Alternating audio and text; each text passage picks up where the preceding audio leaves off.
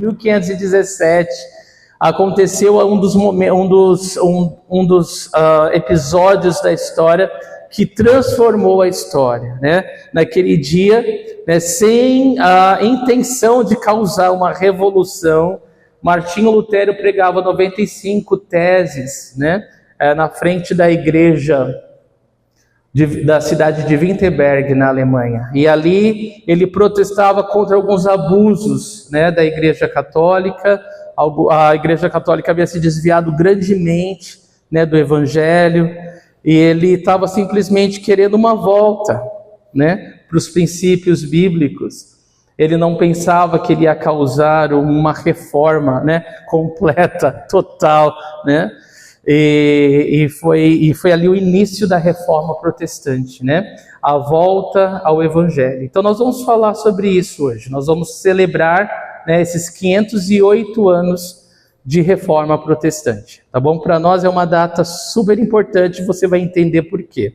Então, você já sabe, dia 31 de outubro de 1517, Martinho Lutero, que era um monge augustiniano, ele era um monge, e ele simplesmente foi impactado pela palavra de Deus e entendeu que o que estava acontecendo não era certo, não era bíblico, e ele simplesmente pediu algumas mudanças, né, o que acabou acarretando numa mudança radical.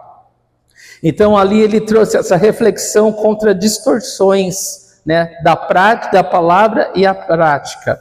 Um dos maiores marcos da história, a Reforma Protestante. Então é isso, a Reforma Protestante ela aconteceu porque a Igreja Católica Romana havia se desviado muito, não que a Ortodoxa seja diferente, bom, mas onde ele estava, né, imperava a Igreja Romana, Católica Romana, e ele simplesmente queria mudanças, né, principalmente por causa do misticismo e das indulgências. O misticismo, porque tudo... Hoje nós precisamos de uma nova reforma. Uma nova reforma. Porque Lutero, ele ficou indignado, vamos dizer assim, né, com as vendas das indulgências. Isso significava que para você ter perdão de Deus, você tinha que pagar dinheiro por isso. Significava que para você comprar um espaço no céu, você tinha que pagar muito dinheiro por isso. Significava que para você tirar o seu parente do purgatório, você tinha que pagar muito dinheiro por isso. Né? Igreja Católica, doutrina do purgatório, não é bíblica, mas eles pregam, mas eles creem, e eles lucraram muito em cima disso. Então, todo mundo, né, por mais pobre que fosse, economizava tudo que tinha com esse propósito, né? De que aquela pessoa, aquele ente querido que havia morrido pudesse ser salvo. E então, por causa de todas essas distorções e do misticismo, né, você tem que comprar esse santinho, né? Compra esse santinho vai transformar a tua vida. Muito parecido com o que nós vemos hoje, né? É o sal, é a rosa, é o lenço, todo o comércio, né, que existe para que as pessoas possam se sentir mais próximas de Deus ou receber o favor de Deus. Então, tudo isso era muito comum na época de Lutero, né? Não era diferente de hoje, mas ele ficou indignado, né? A gente chama isso de uma ira santa, como Jesus que entrou no templo e virou as mesas, né?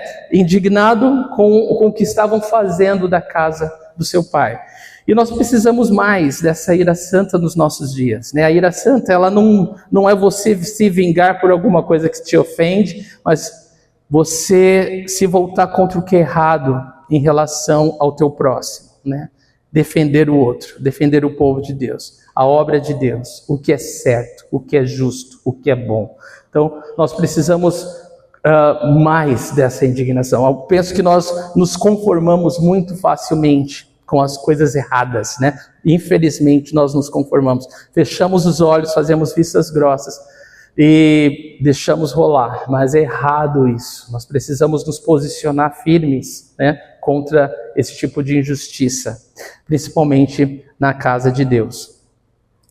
Então, além de tudo isso, a salvação se tornara meritória, ou seja, você teria que merecer a salvação. Então, os princípios, né, bíblicos, eles não existiam né? A Bíblia era usada simplesmente, Jesus, né, igreja, todos esses termos cristãos eram usados simplesmente em prol do benefício do clero, né, da elite religiosa. E isso é nojento, né? A Bíblia fala que isso é nojento, né?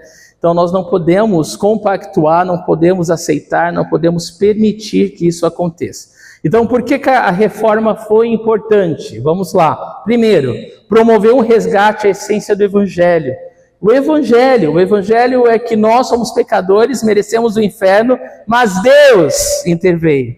Mas Deus enviou seu Filho unigênito para morrer numa cruz no nosso lugar e pagar ali os nossos pecados. Ele morreu, mas ao terceiro dia ele ressuscitou. E todo que crê nele é salvo. Esse é o Evangelho. Simples, né? A gente pode falar isso em um versículo, João 3,16. Deus amou o mundo de tal maneira que deu seu Filho unigênito para que todo que nele crê não morra, mas tenha vida eterna. Então, basta crer e eu não morro? Exatamente. Basta crer e eu tenho a vida eterna? Exatamente. Simples, não é? Muito simples. O Evangelho é tão simples como a criança entende. O Evangelho é tão simples como a criança pode pregar. Então, é simples, só que o ser humano gosta de complicar, gosta de distorcer, gosta de tirar vantagens em cima das coisas de Deus. Então, a reforma ela promove um resgate à essência do Evangelho, volta à raiz. Segundo, promove um reavivamento da teologia. As pessoas agora, elas podem ter acesso à palavra de Deus, estudar e conhecer as doutrinas de Deus, né? 3, permitiu o acesso à palavra de Deus, as pessoas podem ler. As missas eram em latim, as pessoas não conheciam a Bíblia. Era falado que era pecado você estudar a Bíblia, era pecado você ter uma Bíblia. E as pessoas, muitos até hoje, por tradição, eles não estudam, falam que você vai ficar louco, falam que um monte de coisa. Mas vem tudo de lá de trás dessa época, né? Eu lembro que eu cresci num lar católico, e eu tinha uma Bíblia aberta no Salmo 91 o tempo todo na estante, só pegava pó, aquela Bíblia não fechava, porque ficou aberta por tanto tempo, né, que o pó ficou encrostado nas páginas, não permitia fechar a Bíblia. No Salmo 91.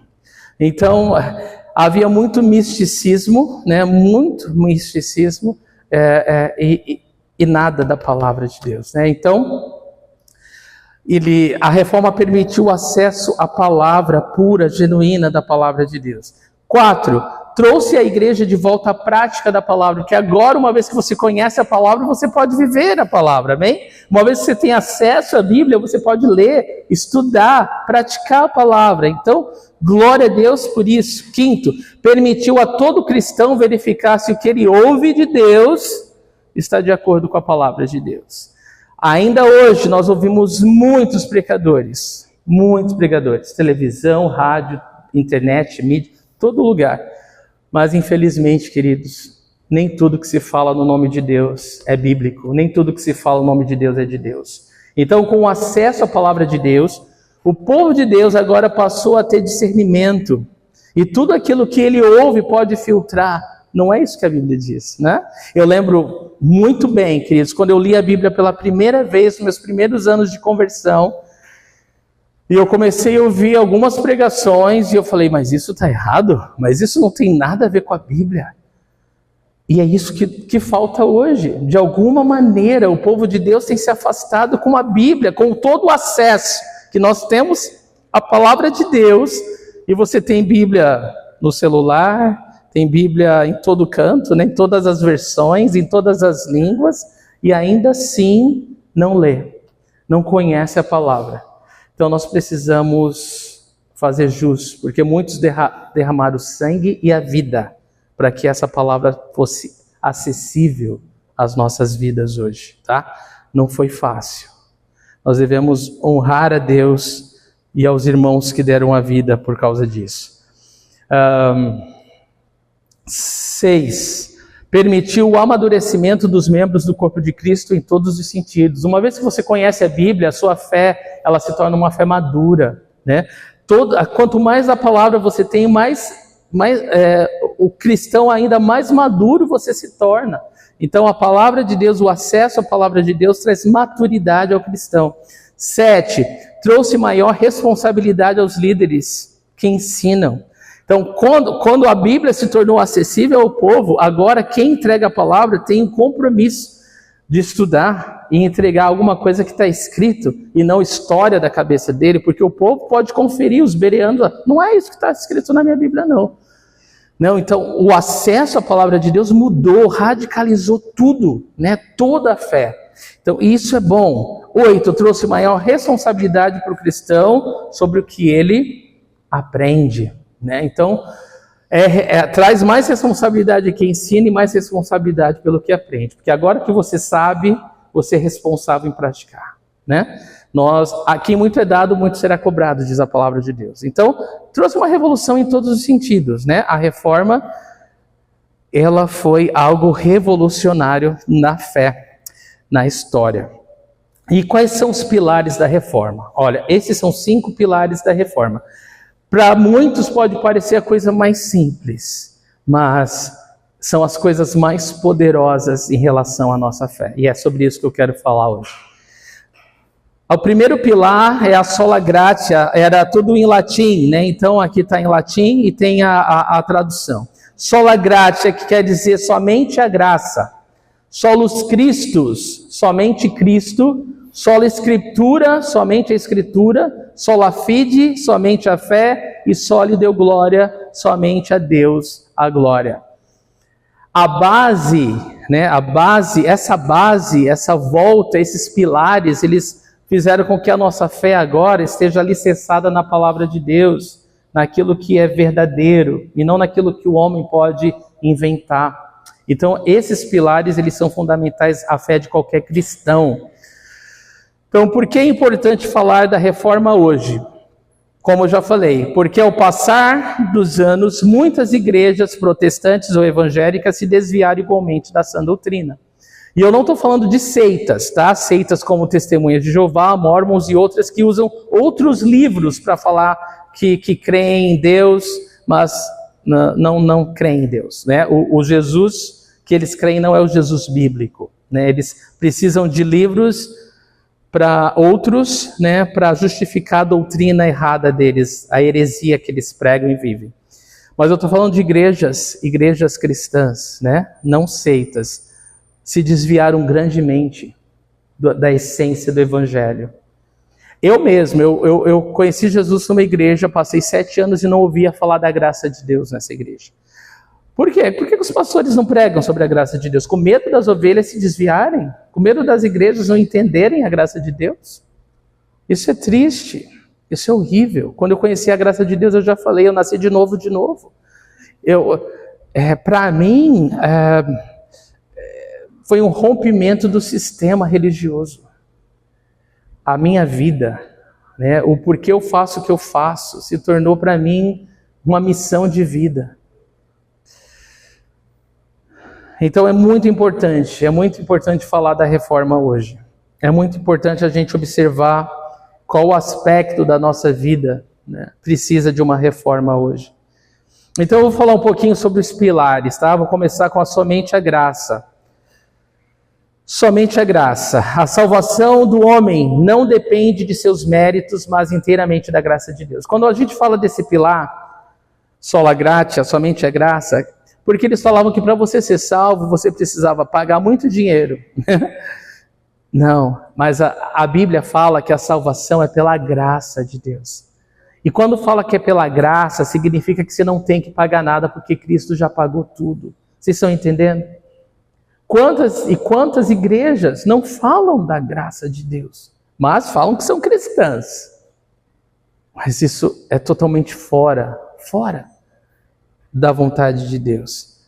Somente a graça. Nós somos salvos somente pela graça de Deus. Não é por mérito, não é por alguma coisa que eu faço. Não é isso que me garante a salvação. A salvação é somente pela graça. Amém? Então, é isso que nós precisamos entender. Não são as nossas boas obras, porque se fosse alguma coisa que nós pudéssemos fazer, aí não seria mais graça, seria uma troca. Você concorda?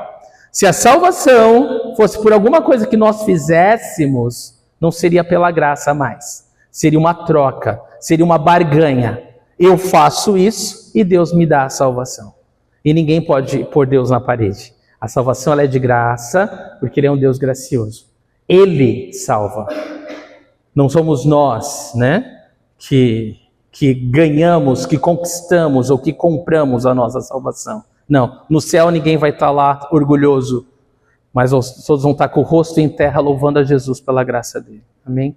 Então isso é muito importante. Efésios 2, de 8 a 9 fala assim, presta atenção. Pois vocês são salvos pela...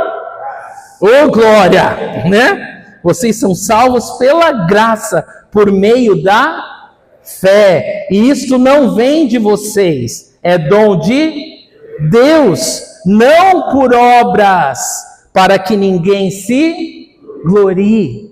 Então a salvação ela não pode ser por obras, porque não existe espaço para que o homem se glorie. Não existe espaço para o homem falar, eu posso me salvar. Não, ninguém pode se salvar. Se você é salvo, é somente pela graça de Deus. Porque para que ninguém se glorie. Deus não divide a sua glória com ninguém. E a gente vai entender isso. Deus não divide a sua glória com ninguém. A salvação é pela graça por meio da fé. Nós estávamos mortos espiritualmente. O que o morto pode fazer? Nada, absolutamente nada. Você chuta o morto, ele não tem reação. A salvação só pode vir de Deus. Ele nos ressuscitou em Cristo. Ele nos deu uma nova vida em Cristo Jesus. Amém? Então, alguma dúvida sobre somente a graça? Não. Eu digo não. Se você tiver, você pode perguntar na quarta-feira, tá bom? Mas nossa salvação é somente pela graça. E eu vou repetir isso até vocês todos entenderem. Que a salvação é somente pela graça. Agora vamos falar do segundo pilar, somente Cristo. Somente em Cristo somos aceitos pelo Pai. Amém?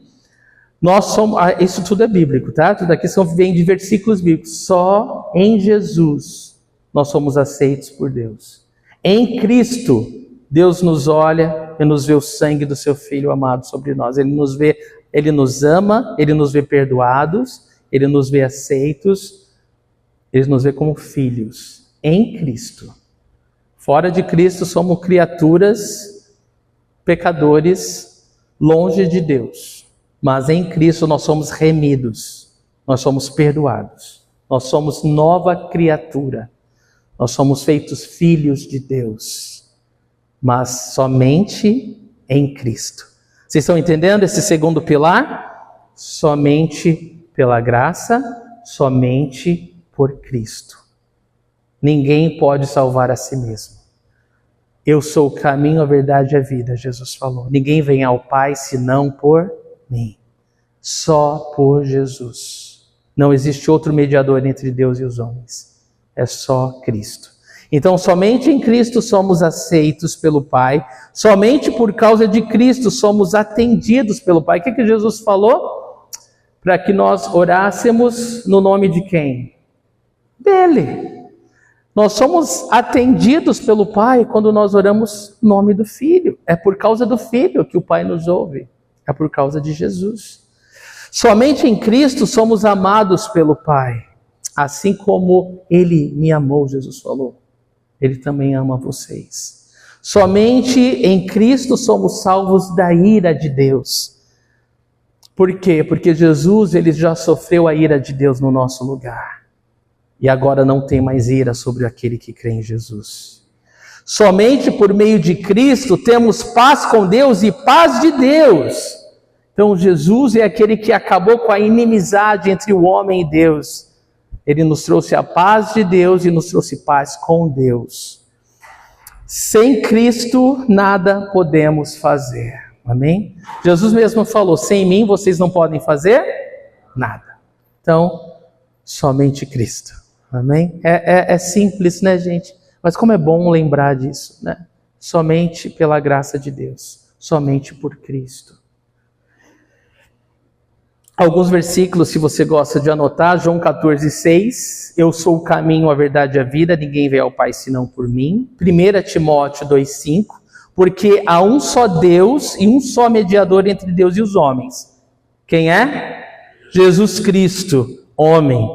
1 Timóteo 3,16. E sem dúvida alguma, grande é o mistério da piedade. Deus se manifestou em carne. Como Deus se manifestou em carne? Através da pessoa de Jesus Cristo. Deus se manifestou em carne, foi justificado no Espírito, visto dos anjos, pregado aos gentios, crido no mundo e recebido acima na glória. E João 1, de 1 a 3, e versículo 14. No princípio era aquele que é a palavra. Ele estava com Deus e era Deus. Ele estava com Deus no princípio. Todas as coisas foram feitas por intermédio dele. Sem ele, nada do que existe teria sido feito. Aquele que é a palavra tornou-se carne e viveu entre nós. Vimos a sua glória, glória como do unigênito vindo do Pai, cheio de graça e de verdade. Romanos 8,34. Quem os condenará foi Cristo Jesus, que morreu e mais, que ressuscitou, está à direita de Deus e também intercede por nós. Você viu? Só em Jesus? Você vê o quanto benefício nós temos em Cristo, além da nossa salvação? 1 Coríntios 1, de 30 a 31. É, porém, por iniciativa dele que vocês estão em Cristo Jesus, o qual se tornou sabedoria de Deus para nós, isto é, justiça, santidade e redenção, para que, como está escrito, quem se gloriar, glorie-se no Senhor. Então, nenhum de nós pode se gloriar em si mesmo, porque ele se tornou para nós sabedoria de Deus. Ele se tornou a nossa justiça para nós, pecadores merecedores do inferno. Ele se tornou a nossa santidade. Você quer ser santo, esteja perto de Jesus. Ele é a nossa santidade. Ele se tornou a nossa redenção, o nosso resgate, o preço pago do mercado, do inferno, do mercado de escravo, de Satanás. Jesus comprou o seu sangue precioso. Então ele é para nós sabedoria de Deus, justiça, santidade e redenção. Amém? Quem se gloriar, glorie-se no Senhor. Então, segundo pilar, check. O terceiro pilar, somente as Escrituras. A palavra de Deus, né? Esse conjunto de 66 livros, Antigo Testamento, Novo Testamento, anunciado ao longo dos séculos por profetas e apóstolos, encontra-se hoje registrado aqui nas Sagradas Escrituras. E essa revelação escrita, ela é clara o suficiente para ensinar o povo de Deus tudo quanto à salvação e à santificação. Você crê nisso? A palavra de Deus que você tem nas suas mãos, ela é suficiente para te ensinar e te guiar. Tudo em relação à salvação e à santificação, uma vida de piedade, uma vida com Deus. A palavra de Deus é suficiente para nós. Você não precisa de mais nada, porque você tem a palavra e tem o Espírito Santo de Deus. Isso é tremendo, tá? Isso é maravilhoso. A igreja deve manifestar toda a verdade de Deus, deve viver essa palavra para se tornar, para que outros possam ver essa verdade. Nós somos a carta escrita de Cristo, uma carta ambulante, uma carta viva, né, que as pessoas podem ver o que Deus faz nas nossas vidas e conhecer a Deus. 2 Coríntios 4, de 1 a 2 diz assim: pelo que tendo este ministério, segundo a misericórdia que nos foi feita, não desfalecemos, antes rejeitamos as coisas que por vergonha se ocultam, não andando com astúcia, nem falsificando a palavra de Deus. E assim nos recomendamos a consciência de todo homem, na presença de Deus, pela manifestação da verdade. Então, quando o povo de Deus escolhe viver na verdade, na luz, viver a palavra de Deus, as pessoas conhecem Jesus.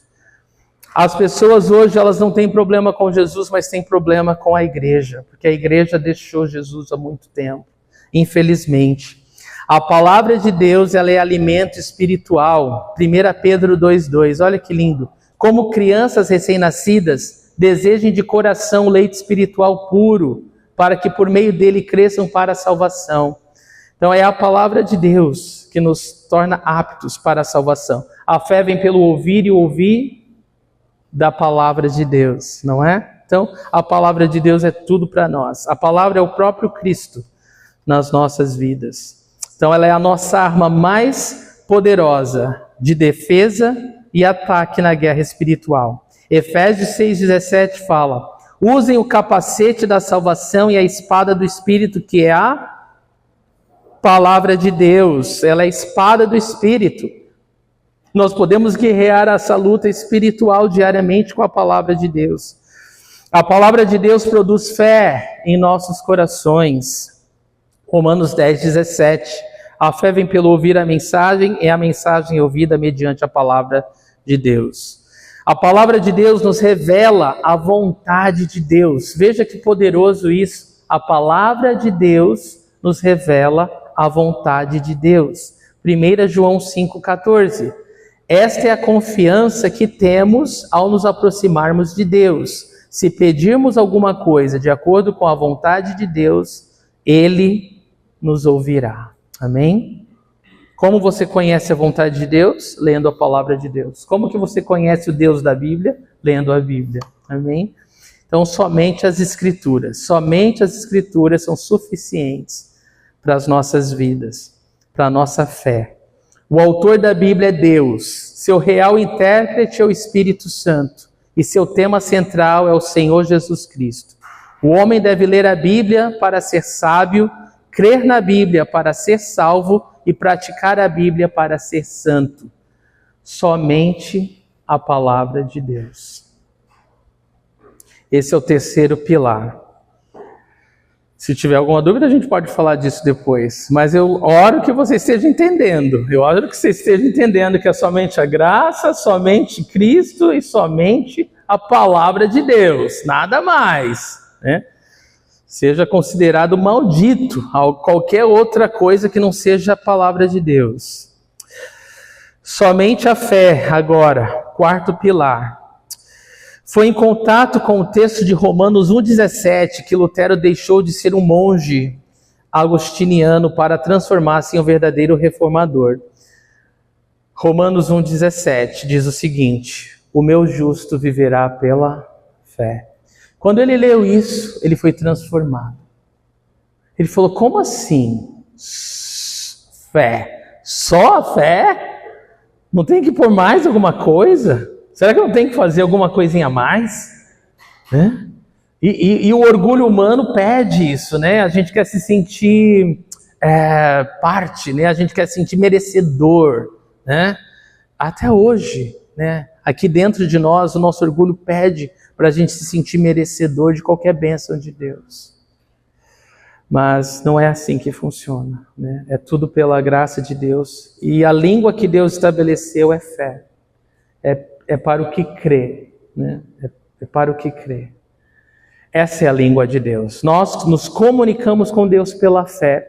Então não é por atos religiosos, né? Não é o ato religioso de ir à igreja, não é o ato religioso de carregar uma Bíblia, não é o ato religioso de orar algumas palavras durante alguma hora do dia. Não, é um relacionamento, é uma caminhada com o Senhor. É isso, né? Quando fala somente a fé, a gente está falando isso. A gente está falando de somente um relacionamento com a pessoa de Jesus Cristo, né? Isso basta. É isso que nós precisamos. Martinho Lutero teve que aprender e ele ficou maravilhado com isso. Só que as pessoas, o sistema religioso não aceita isso, né? Não é só a graça, não é só Cristo, não é só a palavra, não é só fé, mas é errado, né? Isso é outra coisa. Somente a fé. Então Lutero entendeu que a fé estava associada ao tipo de relacionamento que a pessoa desenvolvia com Deus. Romanos 10,17, a fé vem pelo ouvir, a mensagem ouvida mediante a palavra de Cristo. Então o verdadeiro cristianismo, ele é avaliado pela sua fidelidade à mensagem da cruz e não pela sua eficiência. Então o cristianismo não é medido pelo que você faz mas pelo que você crê, pelo que você vive. Porque quando a gente fala por aquilo que eu creio, a minha fé, ela é viva. Ela implica que eu vivo por esse princípio. Eu vivo pelo que eu creio. Você vive pelo que você crê. E se você crê mais nas obras do que na graça, você vai viver numa montanha russa, né? Porque você só vai se sentir perto de Deus quando você faz algumas coisas religiosas. Mas quando você sabe que é pela graça de Deus, você sabe que Deus está com você para sempre, 24 horas do dia, não importa o que. Não é verdade? Porque é graça. Nunca foi por você, é sempre por causa dele. Nunca foi porque nós merecemos, porque vai mudar depois. Nós entendemos isso quando nós nos convertemos, que é pela graça de Deus. Mas logo depois nós queremos viver pela lei de novo. Nós começamos a estabelecer regras na nossa vida e quando nós não alcançamos, nós nos sentimos miseráveis. Pensamos que Deus está longe de nós. Deus nunca está longe de você. O amor de Deus nunca diminui por você. A graça de Deus não muda por você. Amém? Você crê isso de todo o coração? Deus quer que você entenda isso profundamente. Porque o inimigo vai estar sempre tentando bagunçar as suas emoções, os teus pensamentos, a tua vida. Mas se a tua fé ela está segura nesses pilares, né, da fé, do que a palavra de Deus nos ensina, você é inabalável. Satanás não vai poder bagunçar com a sua vida. Não importa o que aconteça. Amém? Então o verdadeiro cristianismo é avaliado pela sua fidelidade à mensagem, a sua fé no que está escrito e não pelo que você faz.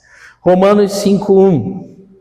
Tendo sido, pois, justificados pela fé, temos paz com Deus por nosso Senhor Jesus Cristo. A doutrina da justificação, ela é a doutrina mais importante. Porque a doutrina da justificação fala que Deus, como juiz, ele olha para nós em Cristo e ele bate o martelo e nos declara sem pecado. Ele nos declara justos. Imagina que você está diante de um tribunal, de um juiz. Você tem várias acusações contra a sua vida. E a pena que você tem que pagar por isso é a morte. Só que Jesus, ele tomou todas as acusações que tinha contra as nossas vidas. E ele pagou na cruz. Ele pagou. Punição de morte. Mas ele pagou. Está pago. Então, o modo que Deus olha para nós hoje em Cristo é como se nunca tivesse pecado. Você nunca pecou. O registro está zerado. A gente brinca aqui, é pesado, parece os registros dos meus pecados. Está tudo apagado. O sangue de Cristo apagou tudo. O sangue de Cristo apagou tudo.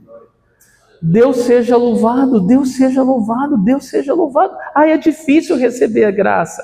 É difícil, parece que eu tenho que me sentir merecedor. Mas é o teu orgulho. Com esse orgulho você não vai conseguir ser abençoado. Então deixa o orgulho de lado. Engole o orgulho. Dê a Deus a glória. Dê a Deus a glória. O Senhor nos justificou em Cristo. Ele nos declarou sem pecados. Sem pecados. Para isso é preciso fé. Né? Preciso fé no que está escrito. Amém? Por isso que é tão fácil brincar com a fé das pessoas. Porque elas são resistentes a aceitar a graça de Deus. Então é mais fácil falar, você quer mesmo estar bem com Deus? Pula o muro do cemitério à meia-noite. Faz um monte de coisa estranha lá. Aí você se sente empolgado. Porque você acha que consegue. Quantos já fizeram isso? E pior, né? Mas não adianta nada.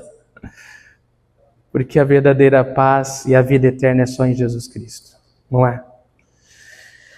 Então é isso, queridos. Deus nos justifica em Cristo Jesus. Né? Somos justificados em Cristo Jesus. Somos feitos filhos de Deus. Amados, perdoados. Sem pecado. Romanos 4:5 fala, todavia aquele que não trabalha, mas confia em Deus, que justifica o ímpio, Sua fé lhe é acreditada como justiça. Você está entendendo o que esse versículo está falando?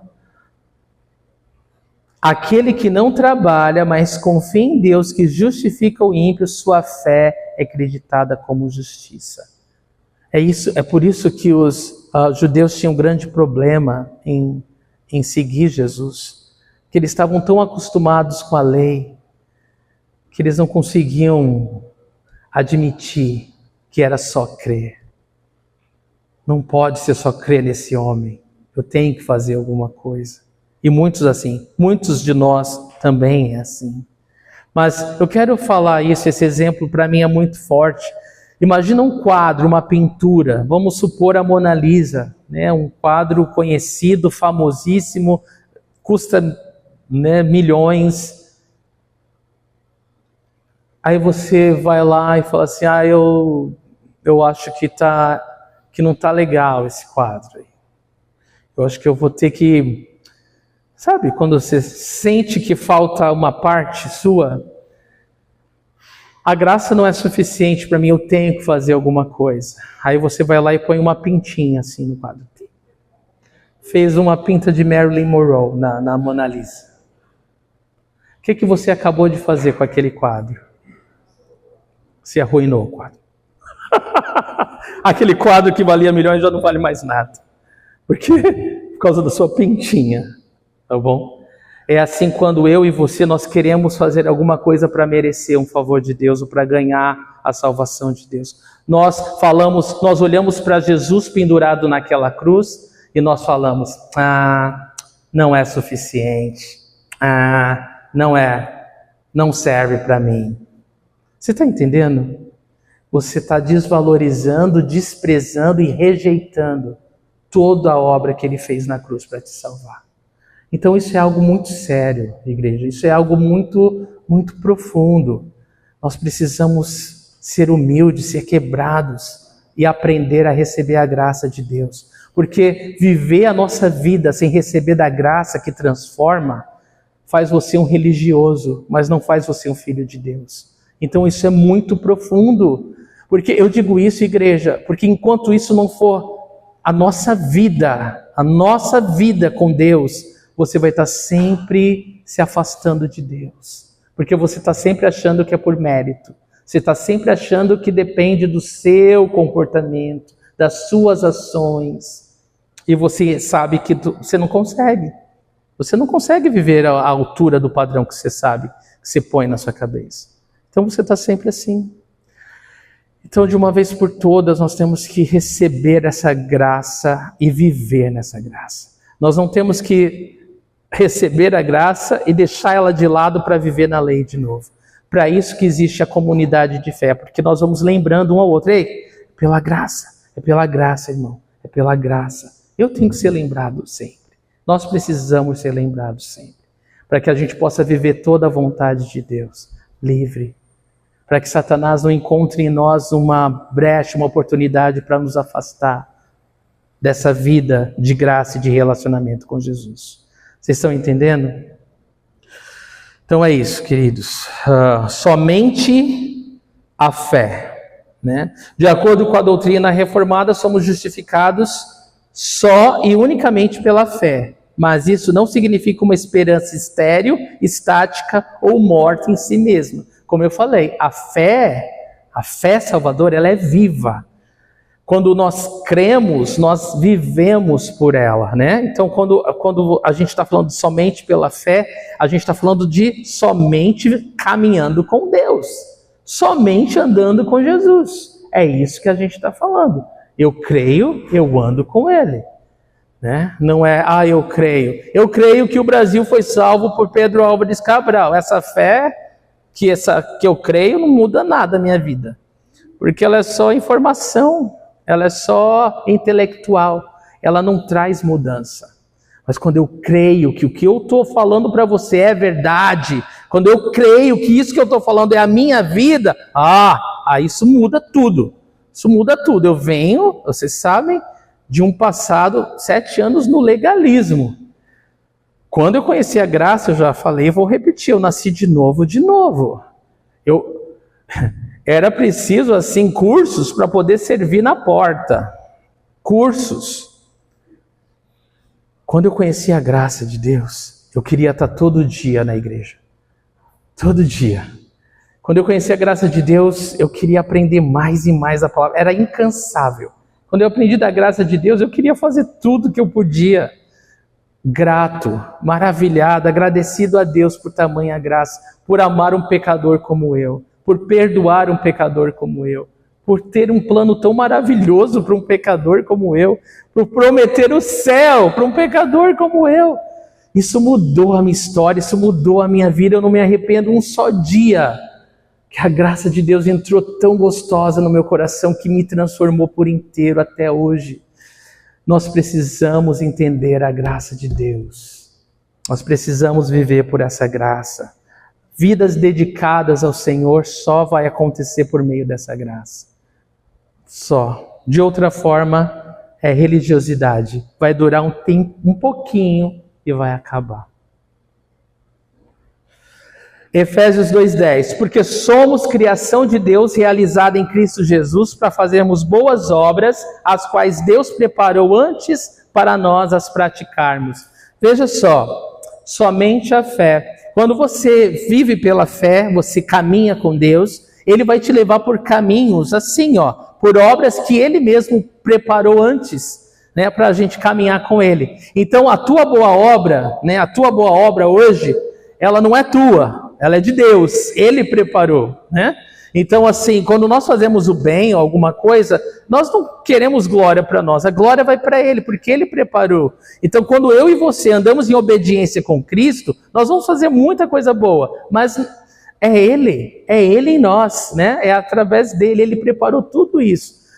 A gente só está andando em obediência, No mundo, as pessoas nessa vida meritocrática, elas falam assim, se você fizer coisa boa, boas obras, você vai ganhar uma coisa boa.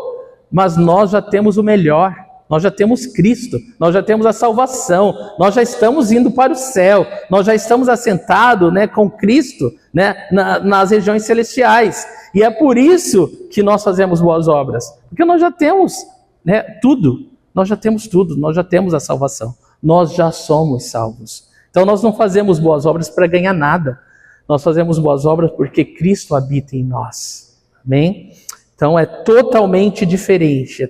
É um novo estilo de vida. Viver por fé é, antes de tudo, subjugar a alma ao Espírito de Deus e mergulhar em sua paz, sabendo que quem nos justifica é Cristo. Então, andar pela fé é isso. É se render à vontade do Espírito, é ser guiado pelo Espírito de Deus. Está rendido à vontade dele. E isso traz uma paz que não se compra. É impossível comprar a paz que o Senhor nos dá por viver no centro da vontade dele. 1 João 2,1 diz que, meus filhinhos, escrevo-lhes essas coisas para que vocês não pequem. Se, porém, alguém pecar, temos um intercessor junto ao Pai. Quem é ele? Jesus Cristo, o justo. Então, nós não queremos pecar. Nós sabemos que a maior punição do pecado é o próprio pecado. Nós não queremos pecar. Mas se pecar, e nós vamos pecar, ainda que não queremos, nós vamos pecar. E aí a palavra já nos traz esse consolo. Se alguém pecar, o que nós temos que fazer? Ficar escondido que nem Adão e Eva? Porém, se alguém pecar, temos um intercessor junto ao Pai, Jesus Cristo justo. Ele nos perdoa os nossos pecados. Se nós confessarmos os nossos pecados, Ele é fiel e justo para nos perdoar todos os pecados. Todos. Não existe pecado que o Senhor não possa perdoar. Ele perdoa os pecados. Ele nos trouxe para junto dEle. Não existe ferida que Ele não possa curar. Somente a fé. Podemos afirmar mais uma vez que a fé, conforme a Bíblia nos diz, é o único meio através do qual o homem pode desfrutar da justiça de Cristo. A igreja do presente século deve continuar pregando e ensinando que a justificação é somente pela fé em Cristo Jesus. Não existe outro meio pelo qual alguém possa alcançar esse maravilhoso benefício, somente pela fé. Amém. 1 João 5,4: o que é nascido de Deus vence o mundo, e essa é a vitória que vence o mundo, a nossa fé. E por último, o último pilar, somente a Deus a glória. Definindo glória, primeiro, quem Deus é. Glória é a essência de Deus. Você não tem como separar Deus da sua glória, né? Deus é glorioso. Deus é glória, né? 2. Glória também é resposta da criação de Deus diante da manifestação da sua majestade como Criador. Então nós somos criados para a glória de Deus. Então a resposta da criação ao Criador traz glória. Então olha como Deus é glorioso, né? Só o pecado para tentar, né, criar alguma coisa fora dessa glória, né, que é Deus e a sua criação. Mas Jesus Cristo, né, ele se fez homem para restaurar aquilo que estava quebrado, né? E ele uniu o homem novamente a Deus para sempre. Então nós vivemos, sobre nós repousa o Espírito da glória de Deus, em nós habita o Espírito da glória de Deus. Nós estamos temporariamente nesse corpo carnal, mas em breve teremos um corpo glorioso, né? Deus seja louvado, como ansiamos, né? Que não fica doente, que não envelhece, que é perfeito, né? Então, Deus é glorioso. A igreja medieval, lá na Idade Média, estava literalmente roubando a glória de Deus, colocando não somente os santos, mas também sua liderança no mesmo nível do próprio Deus. Então, isso não é só na Idade Média, né? Ainda hoje, muitas pessoas, elas levantam homens e mulheres como seus ídolos, né? O pastor tal, o fulano de tal, o artista tal, o cantor tal, e só querem estar onde essa pessoa está, são ídolos, né? Da mesma forma. No Brasil há lugares onde a tradição, né, da católica, ela é tão forte que as pessoas, elas clamam por Maria nos seus diversos nomes, mas não querem saber de Jesus. Ou clamam por Padre Inciso, né? Eles morrem por Padre Inciso, mas não querem saber de Jesus. Porque há uma tradição muito forte, né, dessa dependência do homem, né? E isso é muito triste. Quando o homem, ele rouba a glória que só é de Deus. Então, quando a gente fala desse quinto pilar, a Deus somente a glória, é porque toda a honra e toda a glória é só dele, de ninguém mais, né? E nós não podemos roubar a glória de Deus, porque ele não divide a sua glória com ninguém. Então, toda e qualquer invocação que não seja dirigida ao Deus Trino, ela é idólatra. Só lhe deu glória, a Deus somente a glória. 1 Coríntios 10:31 diz assim, assim quer vocês comam, bebam ou façam qualquer outra coisa, façam tudo para a glória de Deus. Deus nos fez e tudo que nós fazemos traz glória para Ele. É como se Deus contemplasse as obras da sua mão e falasse, isso é tão bom, traz um deleite, traz uma alegria, Deus, ele se deleita sobre a sua criação. Em tudo que nós fazemos. É quando você tem um filhinho, um bebezinho, depois que cresce, fica um stinker, né? Fica levado. Aí não fica tão bonitinho, né? É verdade. Mas quando tudo que é bebê, todo bebezinho, falou gugu dadá, deu um passinho, comeu sozinho, que coisa mais fofa. Você quer apertar, né? Você quer esmagar.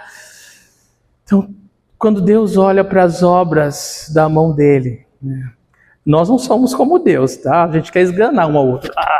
Mas Deus, ele olha para nós e ele tem esse prazer, né? Ele se alegra, né?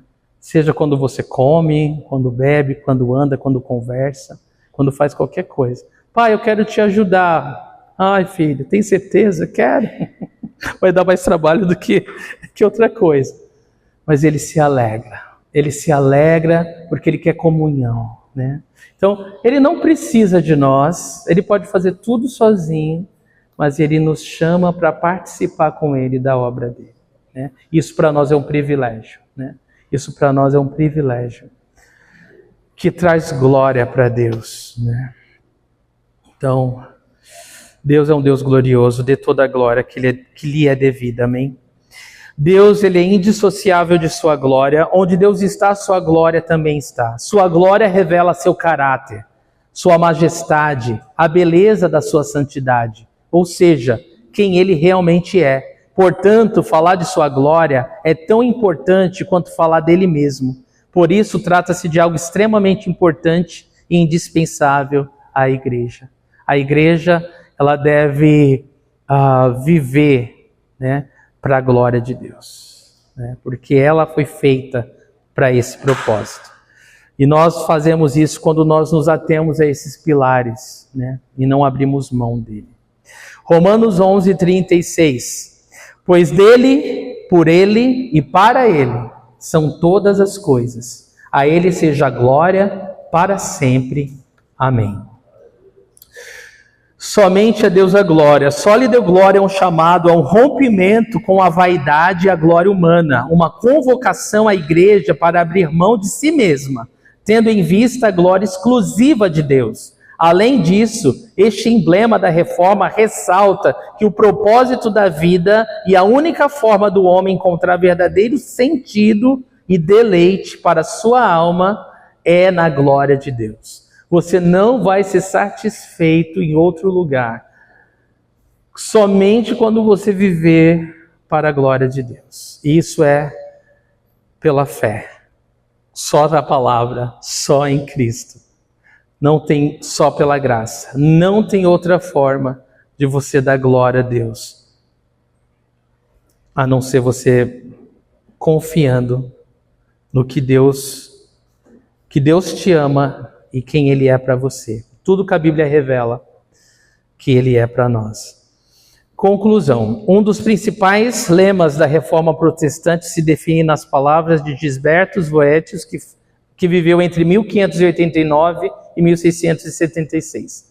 Ele disse: Ecclesia reformata et sempre reformata est. A igreja reformada está sempre se reformando. Qual é a reforma que a igreja precisa hoje? Né? Vamos tornar mais pessoal, né? Qual é a forma que eu, que você, que nós individualmente precisamos hoje? E eu quero tornar isso bem pessoal agora para a gente terminar, tá? Porque eu não quero que isso seja só informação. Nós temos que sair daqui transformados, em nome de Jesus. Eu preciso ser sincero com Deus e abrir meu coração para Ele e falar: Deus, eu preciso de uma grande reforma na minha vida. E pela fé, você vai ser reformado em nome de Jesus. Então eu quero fazer algumas perguntas para você responder para Deus. Qual o tipo de reforma que precisa acontecer na sua vida pessoalmente? E eu vou perguntar de acordo com os 5 pilares agora.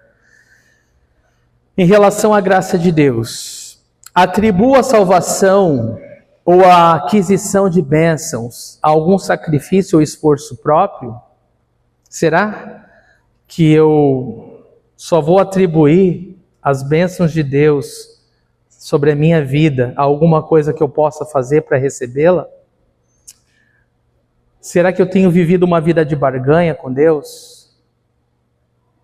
Ou eu tenho vivido somente pela graça? Eu estou feliz e satisfeito com Deus a cada dia, vivendo pela graça dele.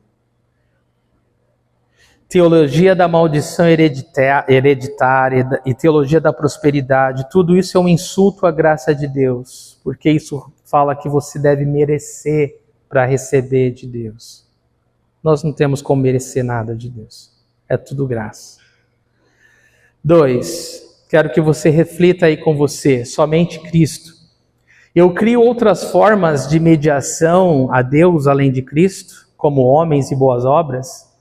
Será que eu só me sinto perto de Deus quando eu faço alguma coisa religiosa? Será que eu creio no Cristo que é bíblico ou eu tenho uma caricatura dele? Eu medito nessa palavra ou eu criei um Cristo segundo a minha própria imaginação?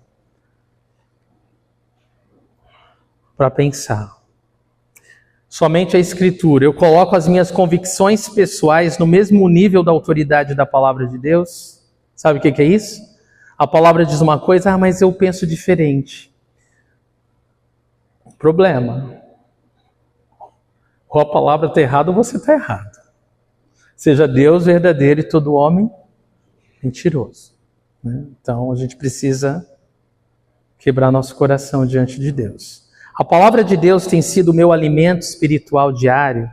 Eu tenho me alimentado dessa fonte aqui. Eu tenho mantido um relacionamento com Deus na palavra. Eu espero ouvir Deus me falar comigo através da palavra ou não. Para pensar, somente a fé. Eu pratico atividades religiosas ou me ocupo a desenvolver um relacionamento pessoal com Cristo? Isso é muito sério. Porque, por exemplo, se eu estou numa escala e eu só apareço na igreja quando eu estou na escala, esse é um problema. Isso é um problema. Eu não cumpro tabela. Meu relacionamento vai muito além de uma escala. O meu prazer é ter comunhão com o povo de Deus porque eu amo Deus. Vocês estão entendendo? Então a gente precisa parar e se perguntar se eu estou vivendo uma vida religiosa ou um caminhar com Cristo. A minha fé é morta ou pode-se ver os frutos da minha fé quando eu obedeço à vontade de Deus na minha vida? Existem boas obras fluindo dela porque eu estou andando com Cristo nas boas obras que Ele preparou antes ou não? E a Deus a glória, somente a Deus a glória. Vamos lá. Eu atribuo a glória que é de Deus a homens? Atribuo a glória que é de Deus às minhas próprias realizações? Tudo vem dele. Tudo é para ele. Tudo é por meio dele. Eu reconheço publicamente que tudo que sou e tenho vem de Deus ou não? Cada um tem que perguntar ao seu próprio coração, né? No dia a dia, vivo para fazer a vontade de Deus ou a minha própria vontade?